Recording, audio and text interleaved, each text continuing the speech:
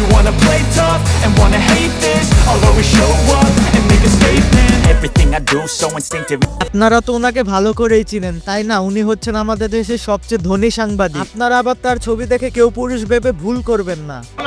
এই দেশকে আপনারা ভারতের অঙ্গরাজ্য বানাবার জন্য যা করাবার তাই করছেন। হোয়াটসঅ্যাপ গাইস, ইসমি প্রত্যয়। ইনি আসলে আমাদের দেশের গণ্যমান্য জঘন্য সাংবাদিক। সাংবাদিকতা করেও যে কোটি কোটি টাকা কামানো যায় সেটা তাকে না দেখলে জানতাম না। আসলে দেশে চাটতে জানলে টাকা পয়সার অভাব হয় না, সেটা আবারও প্রমাণ করলো আমাদের দেশের গণ্যমান্য জঘন্য সাংবাদিক মুন্নি সাহা।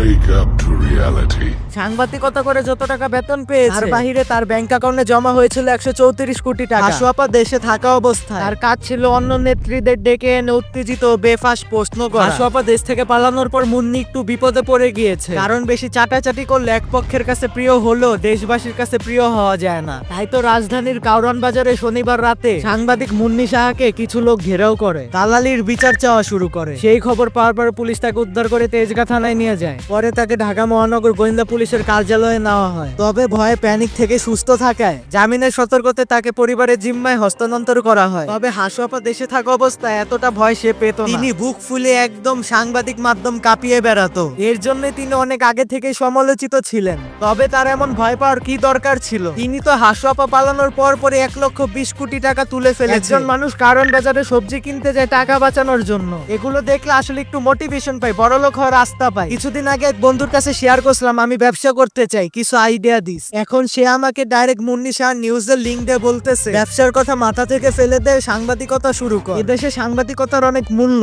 যদিও মুন্নি সাহা তার ফেসবুক পেজে পোস্ট করে বলেছে এত টাকা তার নিজের না বলে অস্বীকার করে। বলেছে কবির হোসেন তাপস একজন ব্যবসায়ী, তার ব্যবসার পার্টনারশিপেও তিনি নেই। এই টাকার সাথে তার নিজের কোনো সম্পর্ক নেই। মানুষকে বোকা চন্দ্র দাস বানানোর অনেক পদ্ধতি আছে, সব পদ্ধতি হয়তো সাংবাদিক মুন্নি আগে থেকেই জানতো। অবশ্য জানারই কথা, এমনি তো স্বৈরাচারী সরকারের 5 আটা দালাল হয়নি। অনেকেই জানে আমাদের দেশের সবচেয়ে ধনী সাংবাদিক এখন অবিবাহিত, কিন্তু তিনি যে 8 বছর আগে বিয়ে করেছে সেটা কেউই জানে না। 2016 সালের একটা ইন্টারভিউতে তিনি বলেছেন সাংবাদিকতা করতে যে তিনি বিয়ে করার সময় পায়নি, বাসা থেকে চাপ থাকলেও সে বিয়ে করেনি। তবে প্রেমের কথা জিজ্ঞেস করার পর বলেছিল কবির হোসেন তাপসের কথা বলেছিল তারা নাকি কাজের চাপে বিয়ে করার সময় পায়নি। What the fuck is this? অথচ তারা বিয়ে করেছে এখনো অনেকে জানে না। যিনি সাংবাদিকের পেশাকে এত ভালোবাসতেন, যার জন্য বিয়ে ও সন্তান নেওয়ার সময় পায়নি, আজকে সেই পেশার জন্য তিনি হেনস্থার শিকার হচ্ছে। সে না হয় একটু পা চাটাচাটি করে কোটি কোটি টাকা কামিয়েছে, তাই বলে আপনারা এমন হেনস্থার শিকার করবেন? Jokes the part. যাই হোক, এরা টাকা পয়সা লুট করার জন্য তো এই দেশে জন্ম নিয়েছে।